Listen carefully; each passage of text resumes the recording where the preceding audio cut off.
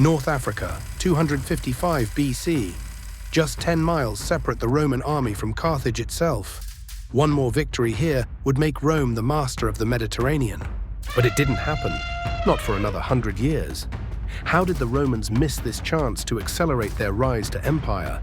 Carthage was about to score one of history's greatest comebacks, and the weather had something to do with it. But let's go back to where it all started. The roots of the conflict stretched back to Sicily, where Roman and Carthaginian ambitions first collided. Sicily sat at the center of Mediterranean trade, a fertile island commanding sea lanes between Iberia, Africa, and the Italian peninsula. For centuries, Greek cities and Carthaginian colonies had competed there. By the mid-3rd century BC, the island was divided. Carthage controlled the west, Greek Syracuse held the southeast, and some independent cities dotted the interior. Rome, fresh from victories over Italian rivals, had never fought outside the peninsula. Its legions were citizen soldiers, farmers one season, fighters the next, then back to ploughing, if they survived. The Republic itself was led by 2 consuls elected each year.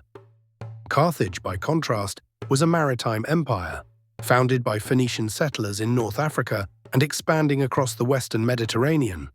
The Romans called them Punicus, which simply meant Phoenician. Its wealth flowed from commerce, and its armies were hired mercenaries, Libyans, Numidians, Iberians, Gauls, stiffened by Carthaginian officers and naval supremacy. Both Rome and Carthage were rising powers, yet until 264 BC, they had avoided direct conflict. The spark came at Messana on Sicily's northeast tip. A band of Italian mercenaries, called the Mamertines, controlled this strategic harbor city. Pressed by the tyrant king of Syracuse, Hiero II, these professional troublemakers were now looking for a sponsor. Carthage arrived first with ships, and then the Mamertines appealed to Rome as well, fearing permanent Carthaginian control. For Rome, aiding the Mamertines meant projecting power into Sicily for the first time. Many senators hesitated, but Messana's position promised control of the straits and protection for southern Italy. The decision was debated fiercely in Rome. Ultimately, fear of Carthaginian dominance in Sicily carried the vote toward a direct confrontation. Carthage would be pressed to sustain long land campaigns, and Rome would be forced to learn naval war. Sicily would become the proving ground for new strategies and the graveyard for countless men and ships. In 264 BC, Rome sent consul Appius Caudex to Messana. He ferried troops across by night, impolitely slipping past Punic patrols. Outside Messana, his enemies met and decided to split their forces. Hiero II of Syracuse to the south, and Carthaginian forces near the harbor. Caudex demanded they withdraw, but neither moved. With supplies thinning, he struck Syracuse forces first and pushed Hiero from the walls. He then hit the Carthaginian camp. Wary of being pinned away from their ships, the Punic troops yielded ground toward the shore. Caudex did not overextend. His aim was to break the ring, open foraging, and steady the city. Within days, the siege loosened, and supply boats reached Messana at night. The effect was immediate. Rome became an active player at the strait and shook Carthage's local alliances. With Messana secured, the next move fell to Syracuse, which had just felt the legion's weight. In 263 BC, the Romans pressed into Syracusan territory. Smaller strongholds surrendered, and mercenary pay strained Hiero's accounts. For Hiero, the Greek tyrant of Syracuse, a 2-front war meant sieges, levies, and a drained treasury. So he decided to break with Carthage, pay indemnity and supply grain to Rome. In return, the Romans recognized his rule and spared his lands. This alliance stabilized the southeast and fed Roman armies. Syracuse's harbors serviced fleets and allowed the legions to strike toward central Sicily. Other independent cities took note. Some tilted neutral, others waited to see if Rome could sustain sieges. For Carthage, the Syracusan defection cut depth and denied a key port, so their western strongholds were reinforced and sea convoys tightened. For the Romans, it was now time to push west. But against Carthage's coastal bastions, one obstacle loomed larger than walls: the sea. Rome lacked naval tradition, while Carthage owned it. In 260 BC, the Roman Senate decided legions alone were insufficient, as Punic convoys freely supplied Sicilian garrisons. The Republic authorized a fleet of roughly 100 ships called quinqueremes, modeled on captured Carthaginian hulls and hurried into service by citizen labor, reverse engineering at its boldest. Roman engineers fitted their ships with the Corvus, a pivoting gangplank tipped with a spike that slammed onto enemy decks, locking the vessels together. Sea battles suddenly became infantry fights, and that was Rome's specialty. At Mylae in 260 BC, Consul Gaius Duilius' fleet met a Carthaginian squadron. Roman crews maneuvered poorly, but when the corvée slammed down, legionaries stormed aboard. Over 30 Punic ships were taken, as Rome's first naval victory shocked Carthage's prestige. Feeding on this achievement, the fleet expanded toward 300 ships, and the strategic balance shifted. A land power had dipped its toes into water and learned to fight at sea. Carthage adapted as well, by emphasizing speed and avoiding boarding range, but Rome now contested sea lanes and planned larger operations. With a fleet now capable of offense, the Romans aimed past Sicily's harbors toward Africa, the core of Carthaginian power. In 256 BC, consuls Regulus and Vulso assembled one of antiquity's largest naval armadas.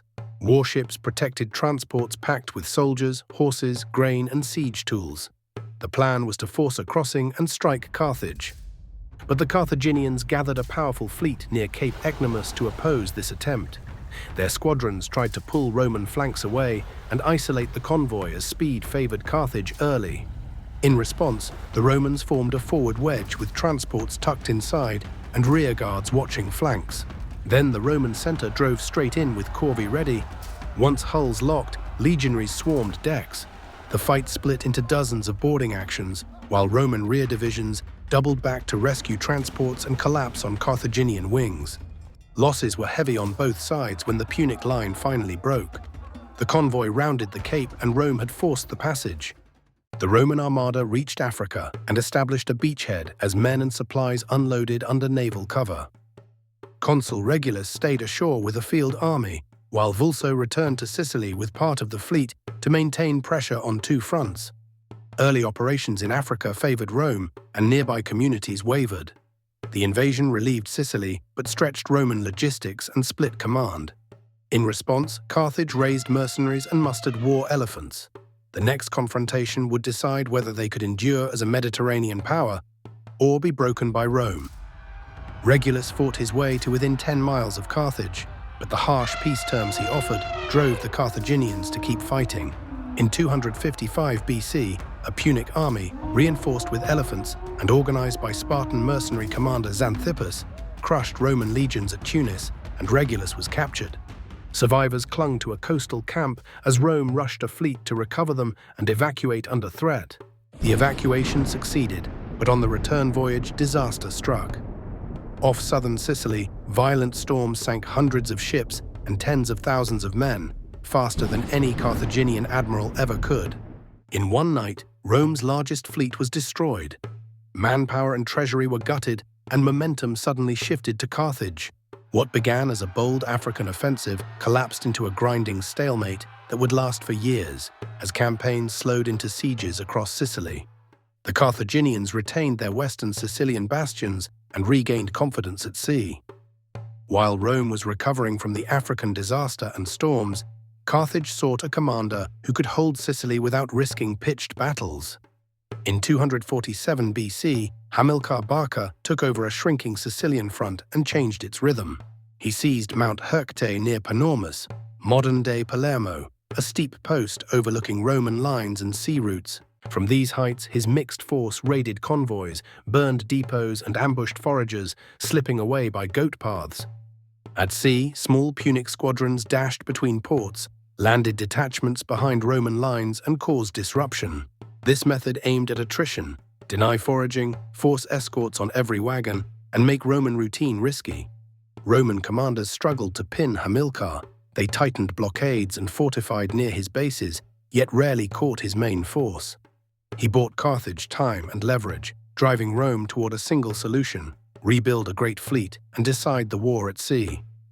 By 241 BC, Rome rebuilt its navy through private loans and subscriptions, launching lighter quinqueremes built for speed and ramming, no longer using the heavy Corvus. Commanding some of this fleet, Consul Gaius Catulus positioned off the Aegates Islands west of Sicily, waiting for a Punic resupply convoy. On the 10th of March, 241 BC, winds favored the Romans as a heavy Punic convoy approached. Many of their hulls were undermanned and rigged for transport, the ancient version of overpacking for a trip. Catulus drove downwind in ordered lines, split escorts from transports, and used rams before Marines finished close fights.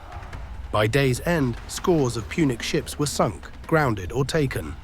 The lifeline to their western Sicilian ports suddenly snapped. And that's how a single, well-prepared day at sea decided the end of war after 23 years.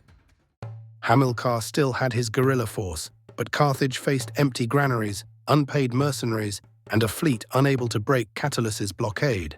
At this point, Punic leaders judged further resistance was too dangerous and opened peace negotiations. Peace terms offered by Rome were stark. Carthage was to evacuate Sicily, return prisoners, and pay a heavy indemnity over years. Sicily's cities shifted to Roman authority one by one, while Syracuse retained ally status. Roman officials soon organized Sicily as their first overseas province, binding its grain and harbors to Rome's needs. Peace did not bring calm to Africa, though. Carthage, broke and indebted, struggled to discharge its mercenary forces. Within a few years, unpaid troops and Libyan communities revolted in a brutal conflict remembered as the Mercenary War.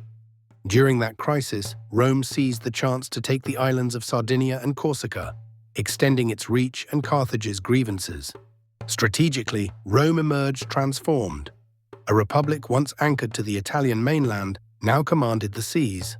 Sicily had become the hinge on which the Western Mediterranean turned, and Rome learned to swing it. It learned to finance, build and train fleets, coordinate legions with squadrons, and sustain long overseas operations. Carthage remained a major power with mercantile networks in place, but first lost Sicily, followed by Sardinia and Corsica, drained its treasury, and saw its politics divide. Hamilcar Barca made it out safely, though. His young son, Hannibal, grew up with the lesson that Rome could be beaten in battle, but not easily broken in will. The First Punic War reshaped Rome from a land republic into a sea power, and left Carthage indebted and wary.